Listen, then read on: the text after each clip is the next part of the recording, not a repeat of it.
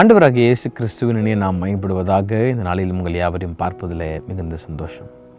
நம்முடைய வாழ்க்கையில் நாம் அதிகமாக நம்புகிற ஒருத்தர் கர்த்தராகிய இயேசு கிறிஸ்து.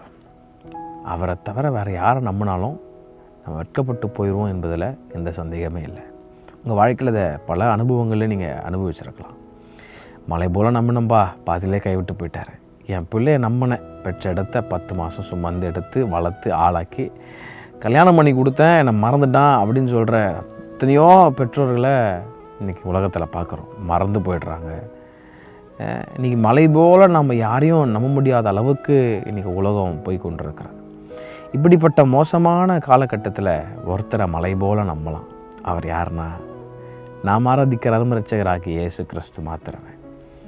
அதை நன்கு உணர்ந்த ஒரு பக்தன் பாடுகிற பாடல் தான் 94ஆம் சங்கீதம். 94ஆம் சங்கீதம் முழுசையாக படித்து பார்த்தீங்கன்னா நிறைய இடத்துல கேட்குற சங்கீதக்காரன், கர்த்தாவே, துன்மார்க்கர் எதுவரைக்கும் மகிழ்ந்து துன்மார்க்கர் எதுவரைக்கும் களி கூர்ந்திருப்பார்கள், எதுவரைக்கும் அக்கிரமக்காரர் யாவரும் வாயாடி கடினமாய் பேசி பெருமை பாராட்டுவார்கள் அப்படின்லாம் பேசுகிறார். 7ஆம் வசனத்தில் கர்த்தர் பாரார், யாக்கோபின் தேவன் கவனியார் என்று சொல்லுகிறாங்களே. காதை உண்டாக்கினவர் கேளாரோ, கண்களை உருவாக்கினவர் காணாரோ, அப்புறம் ஜாதிகளை தண்டிக்கிறவர் கடிந்து கொள்ளாரோ, மனுஷனுக்கு அறிவை போதிக்கிறவர் அறியாரோ, அப்படி எல்லாம் சொல்லிட்டு கடைசியாக நம்பிக்கை எங்கே போய் வைக்கிறாருன்னா, வாசித்தோம் நம்ம, கர்த்தரோ எனக்கு அடைக்கலமும் என் தேவன் நான் நம்பியிருக்கிற கண்மலையுமாய் இருக்கிறார். 94ஆம் சங்கீதம் 22ஆம் வசனம். இவ்வளோ புலம்பிட்டு அந்த புலம்பல் அப்படியே விடாமல் அவன் நம்பிக்கை கொண்டு போகிற இடத்துல வைக்கிறான். எனக்கு உங்கள் நம்பிக்கையை கொண்டு போய் நீங்கள் யார் மேலே வச்சுருக்கிறீங்க?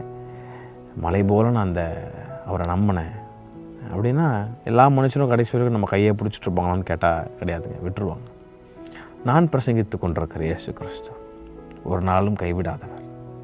ஏதோ உலகத்தின் முடிவு பரியந்தும் சகல நாட்களிலும் நான் உங்களோடு இருக்கிறேன், மரணம் பரியந்தும் நான் அவனை நடத்துவேன், முடிவு பரியந்தும் உங்களில் நற்கிரியை தொடங்கினவர் கிறிஸ்துவின் நாள் பரியந்தம் முடிய நடத்துவார் என்று நம்பி அப்படின்னு பவுல் சொல்கிறார்.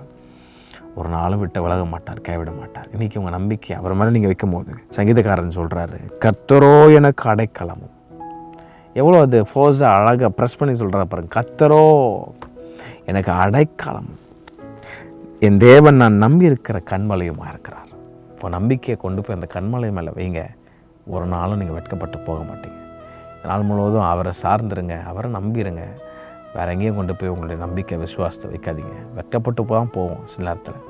ஆனால் அசைக்கப்படாத கண்மலமாகிய இயேசு கிறிஸ்துவின் மேல், அந்த கல்லின் மேல் உங்கள் நம்பிக்கை அந்த வீட்டின் மேல் கட்டப்படுமானால், பைபிள் சொல்லுது, புயலே வந்தாலும் அது ஒரு நாளும் அசையாது. நீங்கள் உறுதியாக இருப்பீங்க.